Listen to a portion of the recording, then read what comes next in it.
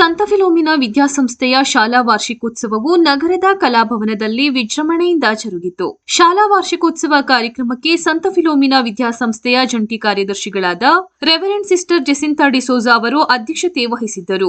ಹಾಗೂ ಮುಖ್ಯ ಅತಿಥಿಯಾಗಿ ಶ್ರೀಮತಿ ಜನ ತೇಜಶ್ರೀ ಅವರು, ಹಾಸನದ ಪ್ರಖ್ಯಾತ ಕವಿಯತ್ರಿ ಬರಹಗಾರ್ತಿ ಅವರು ವಹಿಸಿದ್ದರು. ಇವರೊಂದಿಗೆ ಸಂತ ಫಿಲೋಮಿನಾ ವಿದ್ಯಾಸಂಸ್ಥೆಯ ಎಲ್ಲಾ ಮುಖ್ಯೋಪಾಧ್ಯಾಯರುಗಳು ಉಪಸ್ಥಿತರಿದ್ದರು. ಕಾರ್ಯಕ್ರಮವು ಮಧ್ಯಾಹ್ನ 3ಕ್ಕೆ ಸರಿಯಾಗಿ ಆರಂಭವಾಯಿತು. ಮುಖ್ಯ ಅತಿಥಿಗಳನ್ನು ತುಂಬು ಹೃದಯದಿಂದ ವಾದ್ಯಗೋಷ್ಠಿ ತಂಡದವರೊಂದಿಗೆ ಹಾಗೂ ವಿವಿಧ ರಾಜ್ಯಗಳ ಪೋಷಕಗಳೊಂದಿಗೆ ಗೌರವಪೂರ್ವಕವಾಗಿ ಬರಮಾಡಿಕೊಳ್ಳಲಾಯಿತು.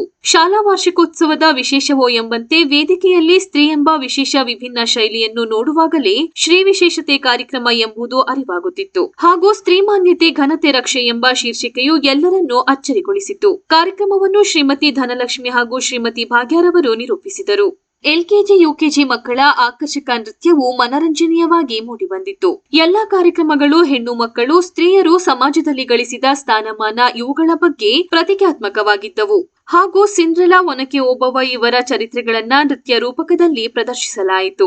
ವೀರ ಮಹಿಳೆಯರ ರ್ಯಾಂಪ್ ವಾಕ್ ಸುಂದರವಾಗಿ ಮೂಡಿಬಂದಿತ್ತು. ಹಾಗೂ ಕೊನೆಯಲ್ಲಿ ಪ್ರೌಢಶಾಲಾ ವಿಭಾಗದಿಂದ ಪ್ರಸ್ತುತ ಸಮಾಜದಲ್ಲಿ ಹೆಣ್ಣು ಮಕ್ಕಳು ಎದುರಿಸುತ್ತಿರುವ ಸಮಸ್ಯೆಗಳು, ಅವರ ಮುಂದಿನ ಪ್ರಶ್ನೆಗಳು, ಅವರು ನಿರ್ವಹಿಸಬೇಕಾದ ಕರ್ತವ್ಯಗಳು ಎಲ್ಲವನ್ನೂ ನೃತ್ಯ ರೂಪಕದಲ್ಲಿ ಪ್ರದರ್ಶಿಸಲಾಯಿತು. ಅದರಲ್ಲೂ ಸುಧಾಮೂರ್ತಿ, ಸಾಲುಮರದ ತಿಮ್ಮಕ್ಕ, ಗೌರವಾನ್ವಿತ ರಾಷ್ಟ್ರಪತಿಗಳಾದ ದ್ರೌಪದಿ ಮುರ್ಮು, ಮೇರಿ ಕೋಮ್ ಇವರುಗಳನ್ನು ವೇದಿಕೆಯಲ್ಲಿ ವಿದ್ಯಾರ್ಥಿಗಳ ರೂಪದಲ್ಲಿ ಕಂಡು ಪ್ರೇಕ್ಷಕರು ಸಂತಸಗೊಂಡರು. ಅದರಲ್ಲೂ ಸಂತ ಫಿಲೋಮಿನಾ ಶಾಲೆಯ ವಿದ್ಯಾರ್ಥಿನಿಯಾದ ಶ್ರೀಮತಿ ಚಂದನ ಅವರ ಸಾಧನೆ ತೆರೆಯ ಮೇಲೆ ಪ್ರದರ್ಶಿಸಲಾಯಿತು. ಇಂದಿನ ಕಾರ್ಯಕ್ರಮದ ಗೌರವಾನ್ವಿತ ಮುಖ್ಯ ಅತಿಥಿಗಳ ಸಾಧನೆಗಳ ಮಹಾಪೂರವನ್ನು ಎಳೆಯಾಗಿ ಪ್ರದರ್ಶಿಸಿದ್ದು, ಎಷ್ಟೇ ಸಾಧನೆಯನ್ನು ಮಾಡಿದರೂ ಅವರ ಸರಳತೆ, ಅನುಭವದ ಮಾತುಗಳು ಅವರು ಗಳಿಸಿದಂತಹ ಯಶಸ್ಸಿಗೆ ಕುಂಡಿ ಹಿಡಿದಂತಿತ್ತು. ಹೀಗೆ ಎಲ್ಲ ಕಾರ್ಯಕ್ರಮಗಳು ಸ್ತ್ರೀಗೆ ಅರ್ಪಣೆ ಎನ್ನುವಂತೆ ಮೂಡಿಬಂದಿತು.